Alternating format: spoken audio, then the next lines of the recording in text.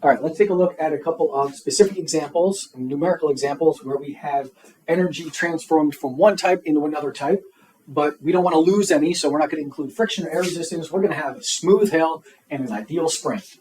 Let's start by reading this. You have a mass of 62 kilograms and sled down a smooth hill that is 13 meters high. Calculate your speed at the bottom of the hill. We need to draw a picture. So let's draw a picture. Doesn't have to be great art. I like my stick figures. There you go. There you are on your sled. You're going to sled down the hill. The hill is of height 13 meters.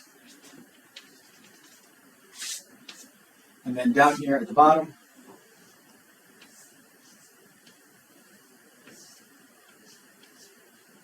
there you go. And you're moving along pretty quickly. Now that we have a picture, what we need to do is we need to label what type of energy we have at each relevant position. So, because I've asked for just the speed at the bottom of the hill, all we care about is the top of the hill and the bottom of the hill. The top of the hill, because there is a height involved, and implicit in my story is that there is no speed, there is only potential energy.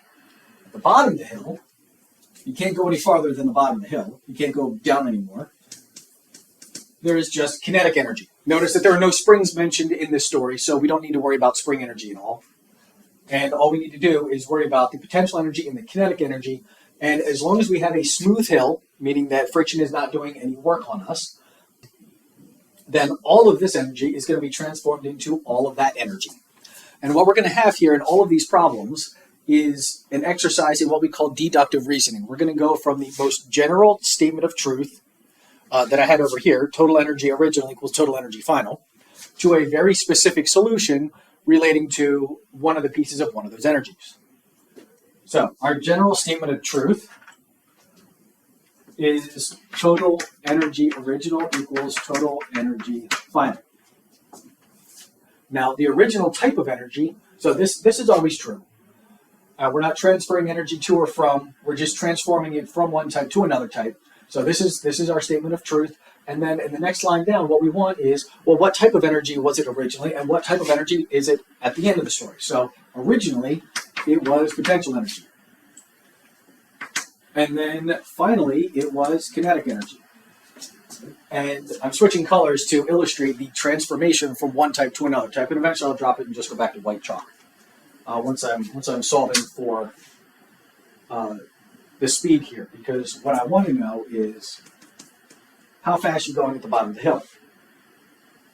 Our equation for potential energy is mgh, and our equation for kinetic energy is 1/2 mv squared, and we need to remember that the v gets squared before we multiply it by m and 1/2. Now notice, even though I've given you in the story, your mass is 62 kilograms, we have a mass here, we have a mass there, we've got masses in everything, so we can divide by the mass of the rider and the sled. They do not affect our solution at all. What affects our solution is what planet are we on and how high was the hill. So we're on Earth, and we're in kilograms and meters, which means the gravity that's relevant to kilograms and meters is 9.8, and the hill is 13 meters high. And then on this side, we can use that information to figure out what the velocity, where's my calculator, what your velocity is at the bottom of the hill. So we're going to multiply these two guys. So 9.8 times 13, that gets us 127.4. 127.4. And then I'm going to multiply both sides by 2. And then here's where I say, you know what, let's just do white chalk. So 1/2 and times 2, they cancel each other out. And then we're going to take 127.4 times 2. And that gets us 254.8 equals v squared.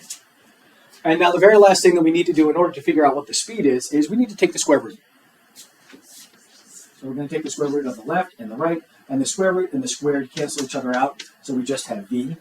And we're going to take the square root of our 254.8, and we get 15.96. So that rounds conveniently to 16. It's really 256 square rooted is 16, so this is really close to 16. And what is the speed going to be measured in? Well, we've got meters, we've got kilograms, this is meters per second squared. So our speed is 16 meters per second. If you're curious, what does that mean in miles per hour? That's 35 miles an hour. I'm not sure I will be comfortable going down this hill if I'm going to end up 35 miles an hour on a sled. Sleds are notorious for not being very well controlled. They just go in a straight line until they hit something like a tree or a rock. Notice what we have here. We have our general statement of truth, and then we look at our diagram and we say to ourselves, what type of energy do we have at the beginning? What type of energy do we have at the end? And then, well, what's the equation for that type of energy? What's the equation for that type of energy? And we substitute it in. And every step of the way, we're getting more and more specific. So if you can figure out down to this line what type of energy and what type of energy, then you've done the hard physics thinking, and now you're ready to do the algebraic thinking. So from this line on up, we have physics, and then from this line on down, this is math. We're substituting that equation, we're substituting numbers, we're arithmetic, algebra, square root, and answer. All right, let's take a look at another example where we have another energy transformation. So we have a spring here that's compressed, and I'm going to shoot a dart. Actually, I don't know that I want to. How about we do it sideways? So here's the floor, and I'm thinking Nerf gun here. So dart, Nerf gun dart. There we go. It's initially compressed, so we have spring energy. And then when we shoot the dart, now the spring is relaxed, and the dart is moving.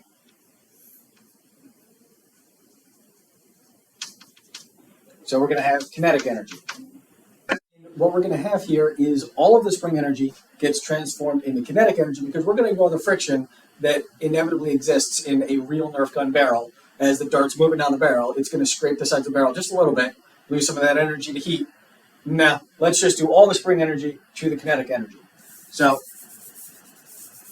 once again, we have total energy, original, gets transformed into a different type of energy at the end. At the beginning, we have spring energy.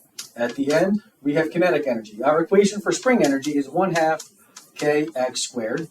And at the end, we have 1/2 mv squared for kinetic energy. Now, in this case, we have the dart being described in pounds. Pounds is a unit of weight. So we need to come over here, pause on the whole mass thing, because notice we have mass here. We don't have weight. We've got mass. We need mass. But that's weight. So 0.0812 equals m. And the gravity that goes along with feet and pounds per feet and pounds is 32. So we're going to divide both sides of this by 32 in order to get the mass of our dart. And I left my calculator over here. So 0.0812 divided by 32 gets us a mass of 0.00254, and that's in slugs. All right, now we have the mass. Spring with constant 176 pounds per foot. That is our K. It's compressed by 4 inches. Wait a second. Inches, feet. We need to turn those inches into feet. So 4 inches, 12 inches is 1 foot. So we divide that, and that's going to get us 0.333 feet. Okay, now, are we all done with our unit conversions? Pounds per foot, inches are now feet, pounds are now slugs. Okay, I think we're set, and we can go back to the physics. So the spring energy gets turned into kinetic energy. Notice how last time, come back over here, last time we had a mass everywhere, so we could get rid of the mass.